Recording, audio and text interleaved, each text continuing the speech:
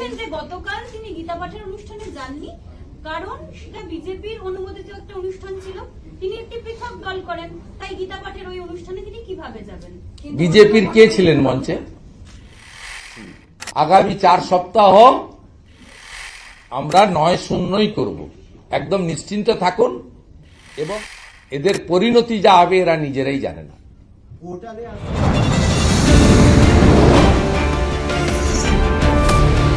बांटेगा तो काटेगा, एक रहेगा तो नेक रहेगा। এটা বাংলাতে খুব দরকার। হিন্দু যদি বাঁচতে চাও, হিন্দু যদি বাঁচতে চাও, পশ্চিম বাংলায় পূজা করতে গেলে হাইকোর্টে যেতে হয়, গেরুয়া ধ্বজ নিয়ে বেড়ানো যায় না। বদলা আমি নিব, ভরসা আমার উপর রাখুন। জয় শ্রীরাম। জয় শ্রীরাম। জয় শ্রীরাম।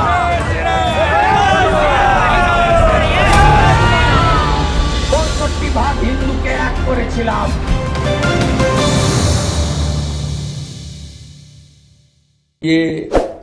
বেনিফিশিয়ারিদেরকে জড়ো করতে পারেন, কতগুলো মিথ্যে কথা বলবেন, কি কি করবেন আগাম তো আমি বলে দিচ্ছি আপনাদের কাছে।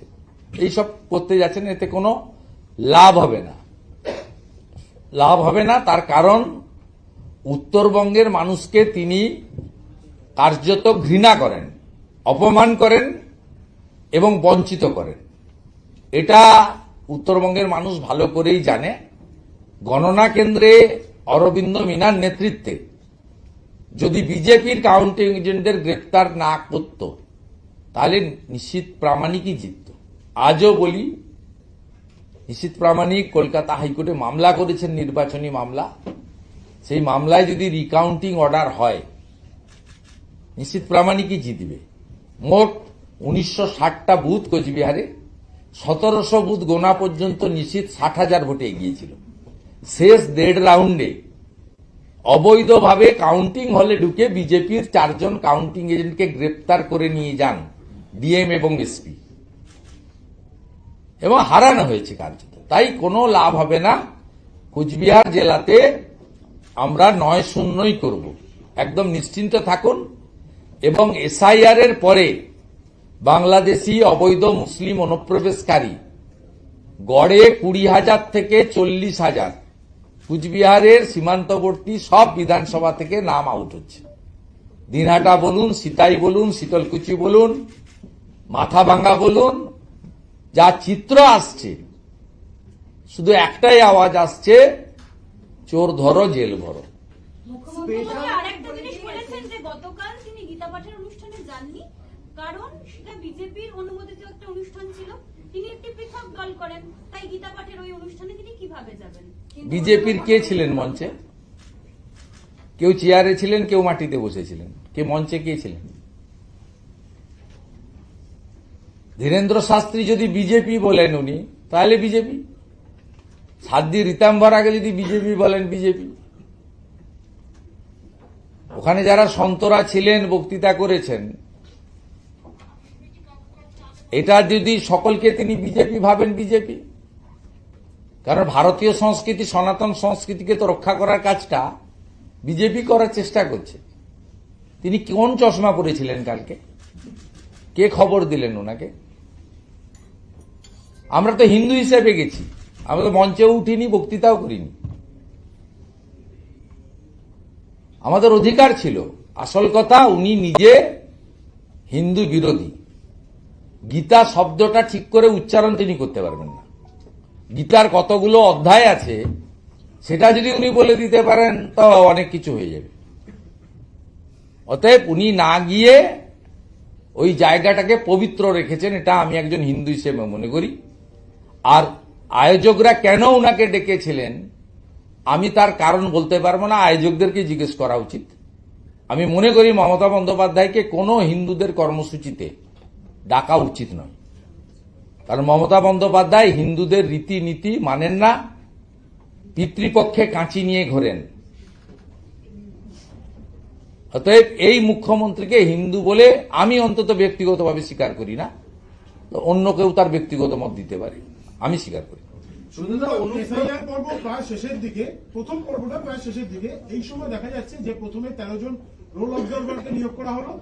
এখন আবার দেখা যাচ্ছে আজকের খবর আরো 5 জনকে নতুন করে নিয়ে আসা হচ্ছে, কেউ স্বরাষ্ট্র দপ্তর, কেউ প্রতিরক্ষা দপ্তরের জয়েন্ট সেক্রেটারি পদের ব্যক্তি। কি বলবেন এটা নিয়ে?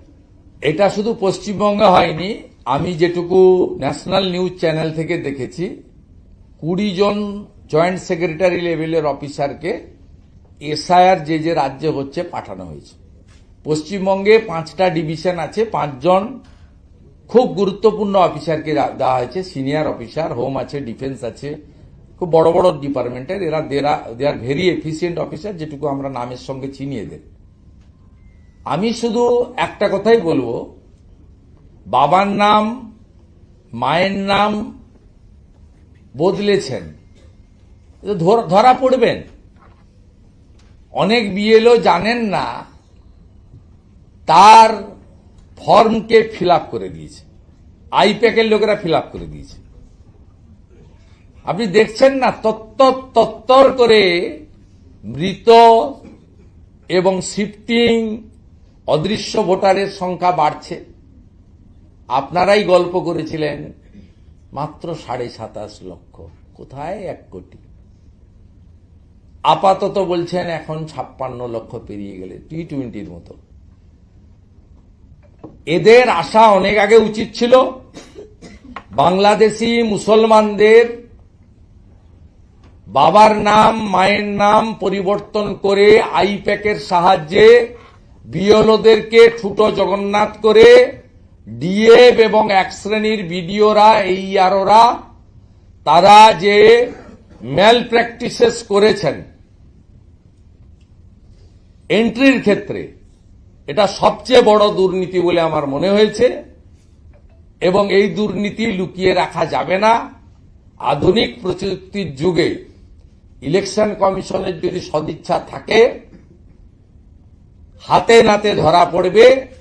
ধরা পড়লে এদের শুধু চাকরি যাবে না, যদি সংবিধানকে ইলেকশন কমিশন ঠিকমতো মান্যতা দেয়, 324-এ সব লেখা আছে, আর্টিকেল 324-এ, এদের পরিণতি যা হবে এরা নিজেরাই জানে না।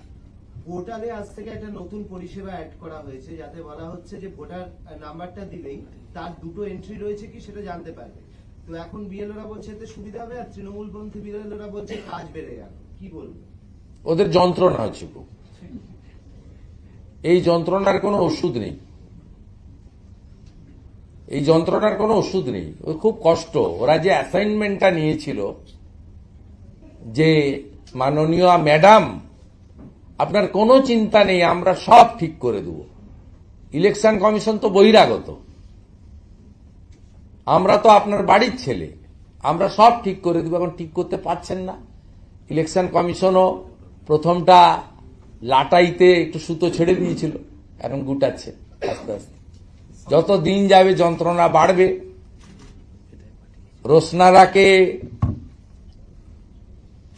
রোশনারা বিবিকে রোজিনা বিবি, জামালের বাবাকে কামাল, কামালের বাবাকে আশরাফুল, আশরাফুলের বাবাকে গাজীকুল, গাজীকুলের বাবাকে হাদিকুল, সব বদরক্ত আস্তে আস্তে বেরোতে শুরু করবে। Wait and see. আগামী 4 সপ্তাহ হরি বল। অনুব্রত মন্ডল তিনি দাবি করছেন যে কোনো বাংলাদেশি নেই, কোনো রোহিঙ্গা নেই, এসআইআর করে কোনো লাভ হবে না। আমি এর প্রশ্নের উত্তর দেব না। একটা লোক 3 বছর 2.5 বছর জেল খেটেছে, আরো 3.5 বছর জেলে যাবে। পুলিশ সুপার তার সঙ্গে গোপন বৈঠক করছেন। কে? আমানদীপ। তিনি গোপন বৈঠক করছেন দীর্ঘ সময়। মমতা ব্যানার্জির জন্য করছেন। অনুব্রতকে ধরে টানাটানি করছেন কেন? আপনারা মমতা ব্যানার্জিকে ছেড়ে রাখেন কেন? ভয় করেন তো? মমতা ব্যানার্জি বলে দিয়েছে ফেস টাইম কল করে, আমনদীপ তুমি অনুব্রতর সঙ্গে কথা বলো, নইলে এর পরে ট্রান্সফার অর্ডারে তোমার ট্রান্সফার হয়ে যাবে। আমনদীপ বাধ্য হয়েছে। মূল সমস্যাটা তো মমতা ব্যানার্জিকে কেন্দ্র করে। শাহজাহানরা কেউ নয়, জ্যোতিপ্রিয় মল্লিকরা কেউ নয়, আসল মমতা ব্যানার্জি।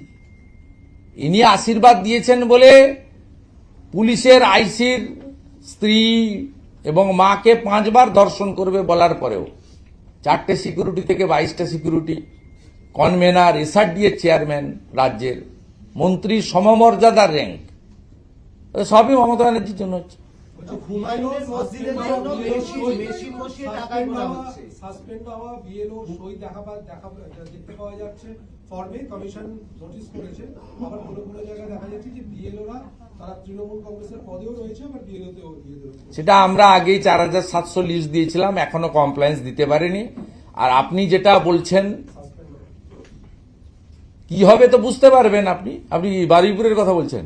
হ্যাঁ, এত তাড়াহুড়া করছেন কেন? কিছু হয়নি এখন সকালবেলা ব্রেকফাস্ট হয়নি, এখন এরকম আরো বেরোবে আশঙ্কা করছে। ব্রেকফাস্ট হয়নি, লাঞ্চ অনেক পরে। বলছি হুমায়ুনের সব আমি বলবো কেন, ইলেকশন কমিশন করুন। শুভেন্দুদা, হুমায়ুনের এই মসজিদের জন্য মেশিন বসিয়ে টাকা গোনা হচ্ছে। কি 11 ট্যাঙ্ক টাকা টাকা এসছে। 11 ট্যাঙ্ক টাকা মেশিন এসছে। বসিয়ে টাকা গোনা হচ্ছে। দেখুন, ধর্মীয় প্রতিষ্ঠান নিয়ে আমাদের পার্টির সকলে স্ট্যান্ড ক্লিয়ার করেছে, আমিও বলেছি নামকরণে আমাদের আপত্তি আছে, কিন্তু এই যে সরকারি মদতে 1000 পুলিশ দিয়ে যে উল্লাসটা সংগঠিত করা হলো মোগল পাঠান হানাদারদের নামে, বাবর একজন ধর্ষণকারী ছিলেন, লুটেরা ছিলেন, তিনি ভারতের কেউ ছিলেন না, তিনি ভারত দখল করতে এসেছিলেন, ভারতীয় মহিলাদের ভোগ করতে এসেছিলেন, ভারতের মন্দিরগুলো ভেঙে গুড়িয়ে আমরা করে দেখাবো, মাইক বাজাবো, লক্ষ লোকের জমায়েত করব, no need any permission. Saraswati Puja Yogamaya দেবী কলেজে করতে গেলে হাইকোর্টে যেতে হয় ছাত্রীকে, আমাকে দোলের দাহন করতে গেলে ভবানীপুরে রাত্রি 9টার পরে গিয়ে গলির মধ্যে অন্ধকারে করতে হয় হাইকোর্টের অর্ডারে, কলকাতা পুলিশের আপত্তিতে। মা কালীকে প্রিজন মানে তোলা হয়, আর মমতা ব্যানার্জি এক চোখ বন্ধ করে ওইখানে এগুলো অ্যালাউ করলেন।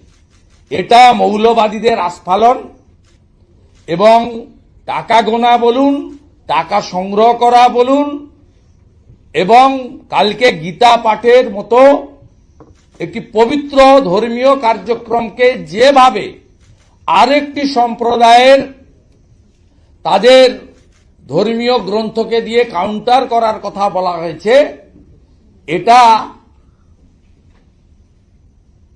ধর্মীয় সহাবস্থান বলে না। স্বামী বিবেকানন্দের ভাষায় নিজ ধর্মে আস্থাশীল, অপর ধর্মে শ্রদ্ধাশীল, এর মানে তা হয় না।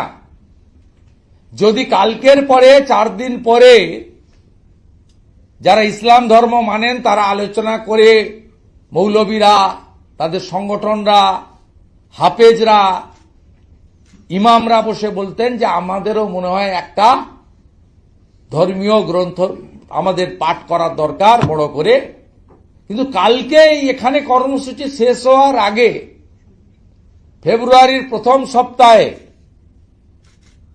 আমরা পাঠ করব এই যে হুমায়ুন কবিরের ভাষা।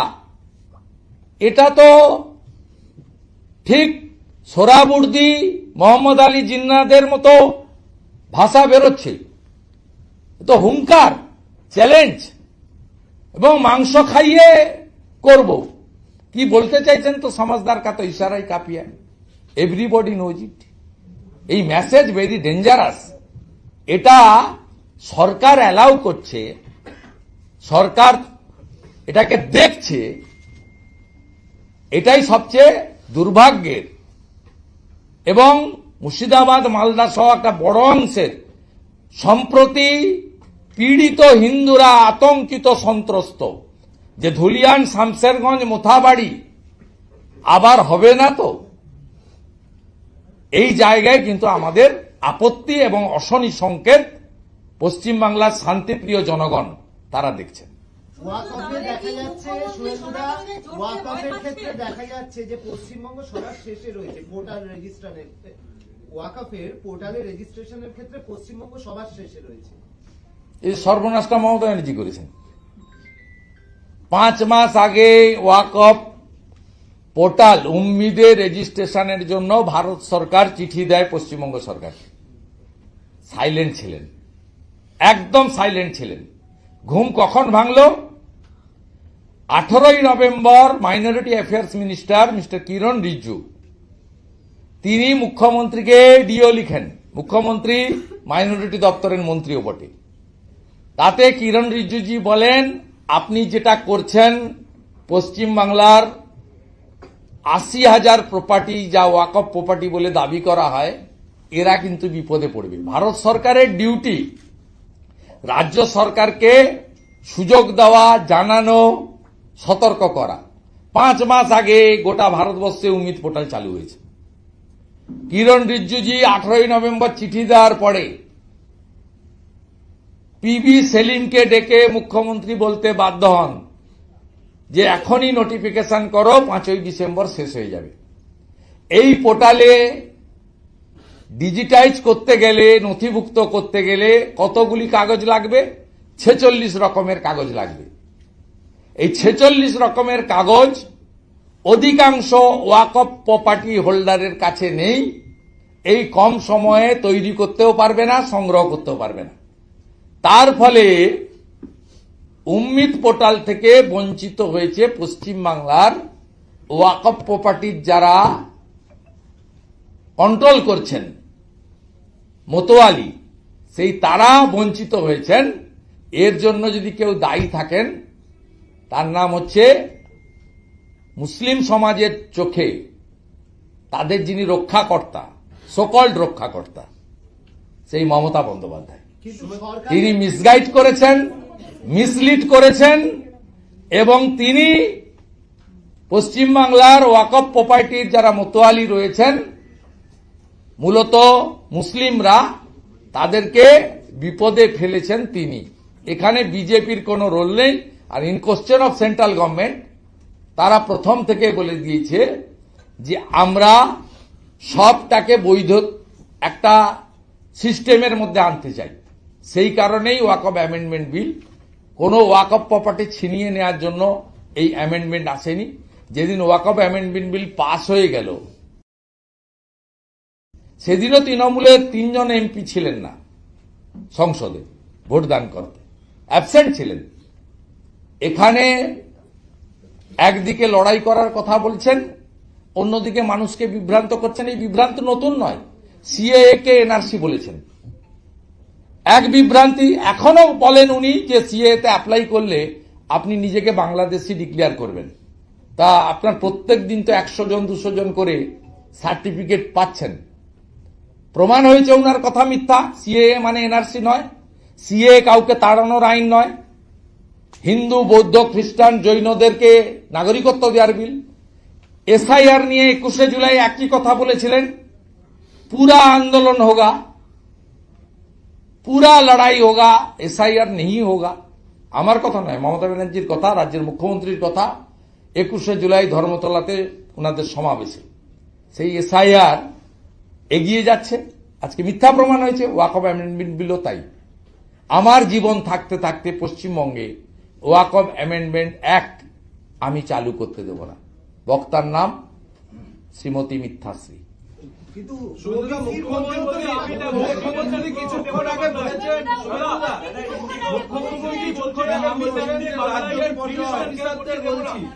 রাজ্যের পুলিশ অফিসারদের বলছি এত ভীতু হলে চলবে না, প্রোঅ্যাক্টিভ হন। প্রচুর লেনদেন হচ্ছে বর্ডার দিয়ে, সব পাখি মাছ খায়, দোষ হয় মাছরাঙা। আচ্ছা, তার মানে ওনার পুলিশ কাজ করছেন না। তো অনেক আগে হুমায়ুন কবিরই বলেছিল যে মুখ্যমন্ত্রী পুলিশ দপ্তর ছেড়ে দেওয়া উচিত এবং অভিষেক ব্যানার্জিকে দিয়ে দেওয়া উচিত।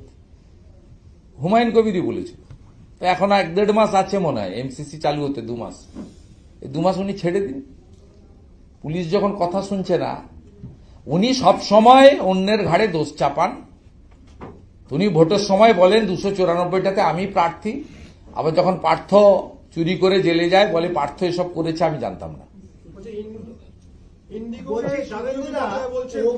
ওবিসির মধ্যেও তো মুসলিমদের ঢোকানোর কথা হয়েছিল, কিন্তু সেটাও তো হাইকোর্টের স্টে অর্ডার থাকার জন্য হয়নি। তাহলে কি মুসলিমদের মধ্যে একটা কোনো ভাবে ক্ষোভ বাড়ছে যে ওবিসি? ক্ষোভ তো বাড়ছে, তারা ঠিক করুন তারা কি করবেন। বলছেন তো অনেক কথা, আমরা উৎসাহিত নই। আমরা সব সময় বলি যে বিজেপি রুল স্টেটে সব ধর্মের লোক ভালো আছে, সবাই ভালো আছে, নিজ নিজ ধর্ম পালন করছে।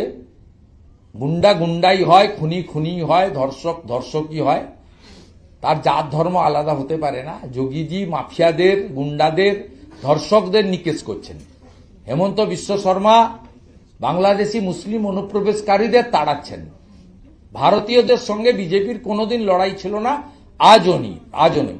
আমাকে নিয়ে অনেক কথা বলেন, আমি কখনো বলিনি মুসলিমদের ভোট চাই না, আমি বলেছি পাই না। এত ধ্রুব সত্য। 19, 21 এবং 24 তিনটে বড় নির্বাচনে যদি দেখেন, বিজেপি 1% কম মুসলিমদের ভোট পেয়েছে। এবং বিজেপি 21-এ অনেক মুসলিম ক্যান্ডিডেট দাঁড় করিয়েছিল, মাহফুজা খাতুন সহ, তারাও জিততে পারেনি। কঠিন বাস্তব। গত লোকসভা নির্বাচনে বিজেপি মুসলিমদের 0.65 ভোট পেয়েছে। আমার কথা নিয়ে ওই মাননীয় হুমায়ুন কবির দুটো বক্তব্য দিয়েছেন আমাকে অ্যাটাক করে। একটা বলেছেন, আমি বলেছি আমি হিন্দুদের বিধায়ক। আমি বলেছি খুব পরিষ্কার, হিন্দুদের ভোটে আমি জিতে বিধায়ক হয়েছি। এটা তো ঘটনা। আমি 1,10,000 ভোট পেয়েছি, মমতা ব্যানার্জি 1,08,000 প্রায় ভোট পেয়েছে। 2,000-এর কাছাকাছি ভোটে ডিফারেন্স। 64,000 মুসলমান ভোট দিতে গেছিল। 1,200 জন দিয়েছে মীনাক্ষীকে, 400 জন দিয়েছে আমাকে, বাকি সব ভোট তারা মমতা ব্যানার্জিকে দিয়েছে। এবং আমি যদি হিন্দুদের ভোট না পেতাম, তাহলে তো আমি এমএলএও হতাম না, মমতা ব্যানার্জি হারতো না, বিজেপি আমাকে বিরোধী দলনেতা করতে চাইলেও সুযোগ ছিল না। এমএলএ হতে হবে আগে, তো তারপরে তো অপোজিশন লিডার। এর মধ্যে কোনো জিনিস নেই। আমি কঠিন বাস্তবটা বলেছি। আমি বিধানসভায় দাঁড়িয়ে বলেছি, আগামী দিনে যেভাবে হিন্দুদের উপর অত্যাচার আপনারা করছেন, তুষ্টিকরণের রাজনীতি করছেন, কোন হিন্দু এলাকা থেকে তৃণমূলের এমএলএ জিতবে বলে আমার মনে হয় না।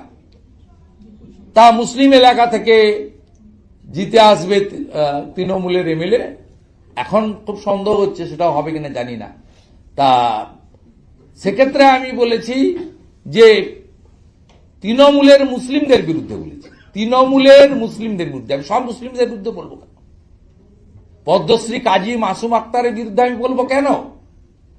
আমার তো বলার কোনো দরকার নেই। যে লোকটা জাতীয় সঙ্গীত গাওয়ার জন্য সাসপেন্ড হয়েছেন, মার খেয়েছিলেন হসপিটালে, তার স্কুলে জাতীয় সঙ্গীত গাইয়েছিলেন প্রেয়ারে, তাকে মার খেতে হয়েছে। এপিজে আব্দুল কালামকে আমরা প্রণাম করি, তার মৃত্যুদিন, জন্মদিনে আমরা সকালবেলা ঘুম ভাঙার আগেই পোস্ট করে তাকে প্রণাম করি। নাজমা হেপতুল্লাহ, আরিফ আহমেদ খান বিহারের রাজ্যপাল, এদের বিরুদ্ধে আমরা বলতে যাব কেন? আমরা যাদের বিরুদ্ধে বলি তারা, আমার সন্দেহ আছে নামাজ পড়ে কিনা, আমার সন্দেহ আছে তারা দান ধান জাকাত করে কিনা, আর যেগুলো হারাম আছে সেই কাজগুলো তারা করে, সুদ খায়, মদ খায়, যা যা হারাম আছে সেই কাজগুলো করে। তার প্রকৃষ্ট উদাহরণ হচ্ছে তৃণমূল কংগ্রেসের জেলা পরিষদ মেম্বার কর্মাধ্যক্ষ শেখ শাহজাহান।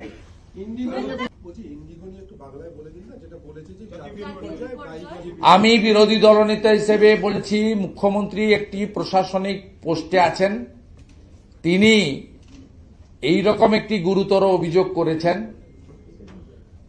এই গুরুতর অভিযোগের পক্ষে তার তথ্য ডকুমেন্ট দেওয়া উচিত।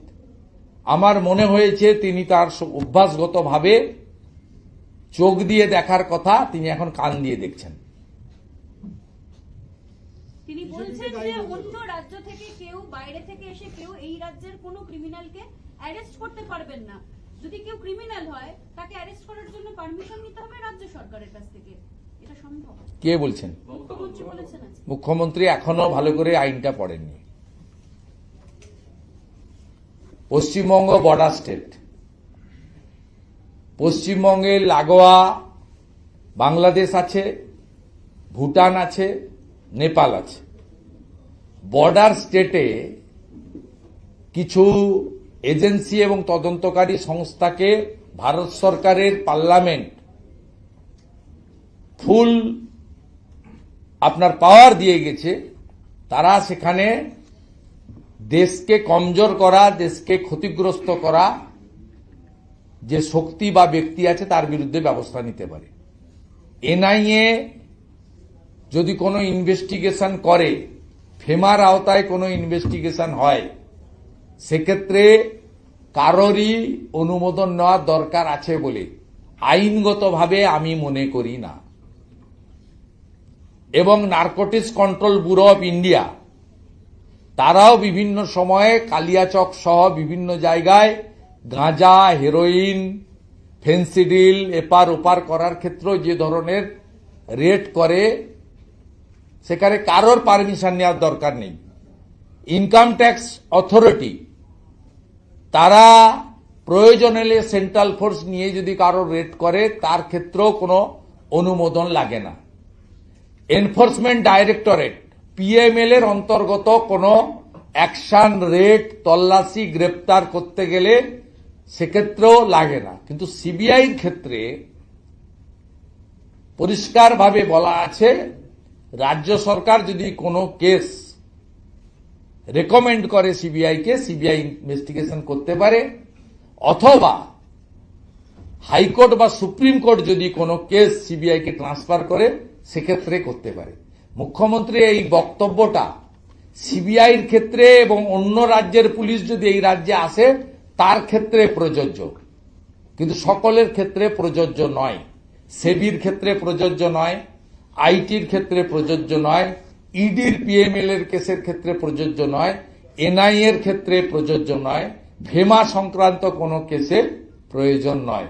মুখ্যমন্ত্রীকে বলবো 15 বছর হয়ে গেছে, এখনো আপনার এত বই আপনি লিখেছেন, আপনার মনে হয় আইন টাইন হ্যান্ডবুকগুলো পড়ার সময় হয়নি।